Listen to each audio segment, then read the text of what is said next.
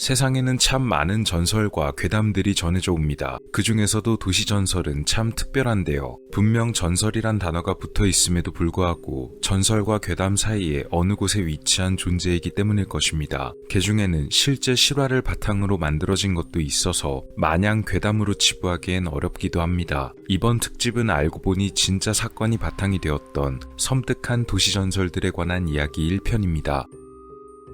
우리가 보통 화장실에 들어가면 가장 먼저 마주하는 것, 아마 화장실에 달린 거울이 아닐까 합니다. 어떤 화장실은 그냥 거울만 달려있는 곳도 있고, 어떤 곳은 거울 뒤편에 찬장이 따로 있어서 거울이 찬장의 문 역할을 겸하는 경우도 있습니다. 보통은 공간 절약을 위해 이런 식으로 많이 설치가 되는데요. 안에는 여러 물건 등을 넣어두기도 합니다. 해외에서는 이런 찬장에 관한 도시 전설이 전해지고는 합니다. 바로 우리 집 화장실에 설치된 이 찬장 뒤편으로 누군가 통로를 뚫어서 집 안에 침입한다는 내용입니다. 멀쩡한 창문을 놔두고 왜 그렇게 침입을 할까 싶지만 의외로 그런 점 때문에 사람들이 방심을 하게 되니까 예상치도 못한 이런 방법을 쓴다고 볼 수도 있겠습니다. 해외에서는 꽤 널리 알려진 괴담이라고 하네요. 하지만 꼭 괴담이라고만 치부하긴 어려울 것도 같습니다.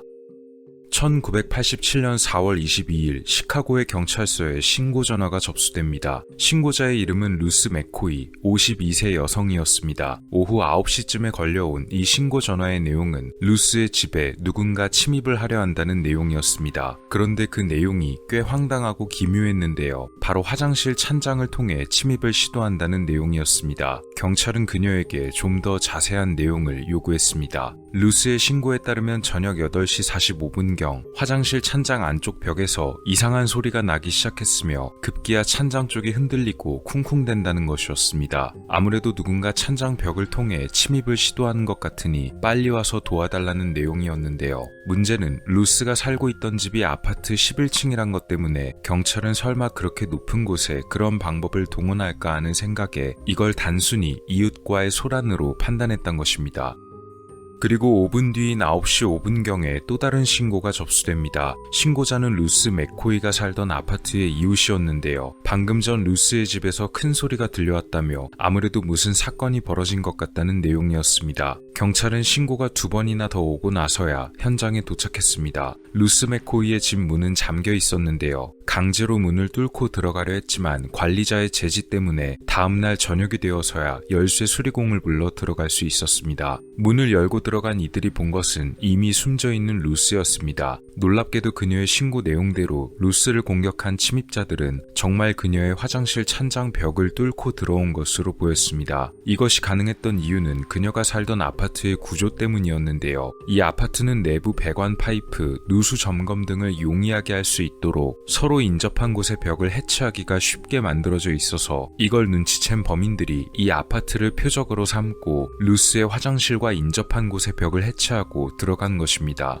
이 사건의 용의자로 온두라스 출신의 남성 2사람이 체포됐습니다. 목격자들은 이날 루스의 집을 왔다 갔다 하면서 그녀의 물건을 밖으로 꺼내는 남자 2명을 봤다고 했지만 경찰에서 요구한 사건 협조에 응해준 이들이 없어서 목격자들이 그날 본 수상한 남자 2명이 경찰에 체포된 이 온두라스 출신 남성 2명인지 확인할 길이 없었다네요. 결국 체포된 이 남성 2명은 증거 불충분으로 풀려나고 루스 맥코이의 사건은 미제 사건으로 남게 되었습니다.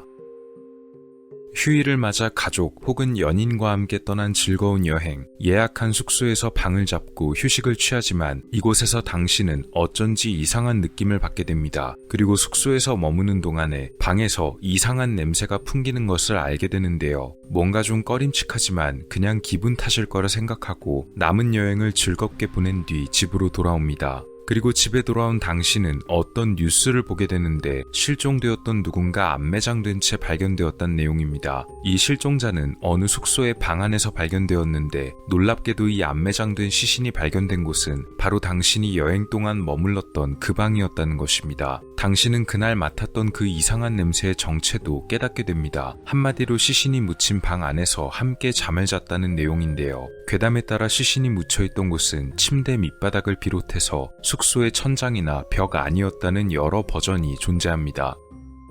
2010년 멤피스 경찰에 한 실종 신고가 접수됩니다. 실종된 것은 소니 밀브룩이란 이름의 여성이었는데요. 남자친구와 여행을 떠났던 그녀가 나타나지 않자 소니의 가족이 1월 27일경 실종 신고를 접수했던 것입니다. 그녀가 마지막으로 목격되었던 것은 어느 모텔이었는데요. 브룩스 로드란 곳에 위치한 버진 로지 모텔 222호실이었습니다. 직원들의 설명에 따르면 그녀는 남자친구와 함께였습니다. 꽤 오랫동안 머무를 예정이었는지 장기 투숙을 원했다고 합니다. 그런데 첫날부터 이 두 사람은 문제가 있어 보였는데요. 두 사람이 너무 시끄럽게 말다툼을 밤새도록 벌였기 때문에 이들의 옆방에 체크인했던 사람들이 모텔에 항의를 할 정도였고 직원들이 직접 두 사람의 방에 가서 싸움을 말렸다는 것입니다. 그리고 나서 일주일 뒤 기묘한 일이 하나 벌어졌는데요. 이 두 사람이 갑자기 사라져버렸단 것입니다.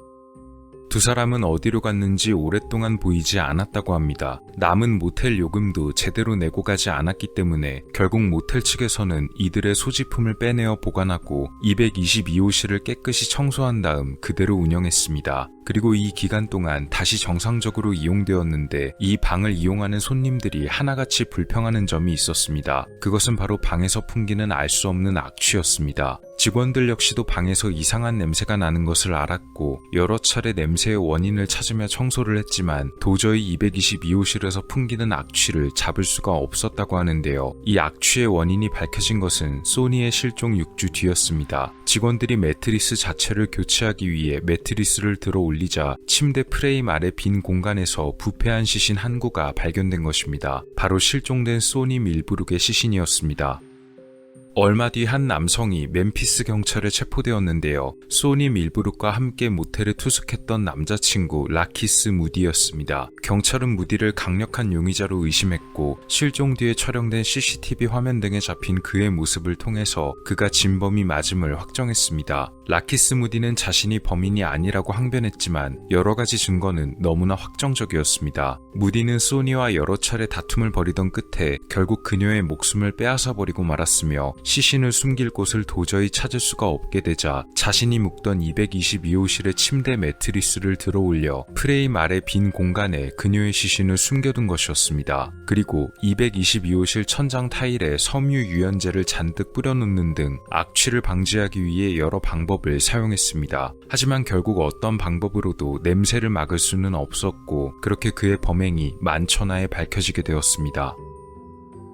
일본을 대표하는 음식하면 떠오르는 것들이 있습니다. 그 중에는 라멘도 있을 텐데요. 이 라멘에 관련된 유명한 괴담이 하나 있습니다. 어느 거리에 밤마다 이름 없는 포장마차가 나타나는데 이 포장마차에서는 딱 한 가지 메뉴만을 판매합니다. 바로 라멘 한 그릇입니다. 너무 맛있어서 체인점 권유도 몇 번 받았지만 주인장은 그때마다 제안을 거절한다는 것입니다. 사람들은 이 포장마차 라멘의 맛의 비결을 무척 궁금해했지만 당연히 주인은 누구에게도 비결을 가르쳐주지 않았습니다. 하루는 이 포장마차에서 다 쓰고 난 재료를 쓰레기 봉투에 넣어놓고는 깜빡하고 치우지 않고 갔는데 국물 맛의 비결이 하도 궁금했던 누군가 이 봉투를 열어보기로 합니다. 그리고 그는 봉투 안에서 충격적인 것을 발견하는데요. 그것은 바로 퉁퉁 불어버린 손목이었던 것입니다. 즉 이 포장마차 라멘의 비결은 사람 손목이었던 것이죠. 이 괴담은 흔히 손목 라멘이란 얘기로도 잘 알려져 있습니다. 그런데 이 괴담의 기원이 되는 실제 사건이 있었습니다. 1978년 7월 5일 효고현과 오카야마현 사이에 위치한 산에서 심하게 변한 시신이 한 구 발견되었습니다. 해당 사건의 조사를 맡은 아카사카 경찰은 이 시신을 야쿠자 조직원의 것으로 확인했는데요. 등에 야쿠자들이 새기는 특유의 문신이 있었기 때문입니다. 특이한 것은 이 시신에 양쪽 손목이 없었던 것입니다. 이후에 2명의 용의자가 체포되었는데요. 숨진 피해자가 소속된 야쿠자와 라이벌 관계에 놓인 또 다른 야쿠자 조직원 2명이었습니다. 이들의 진술에 따르면 사건이 벌어진 이유는 조직들 간의 지역 분쟁 때문이었다고 합니다. 그러니까 보통 야쿠자들은 지역을 정해놓고 장사를 벌이는데 서로의 구역을 정하는 이른바 영토 싸움 때문이었던 것입니다.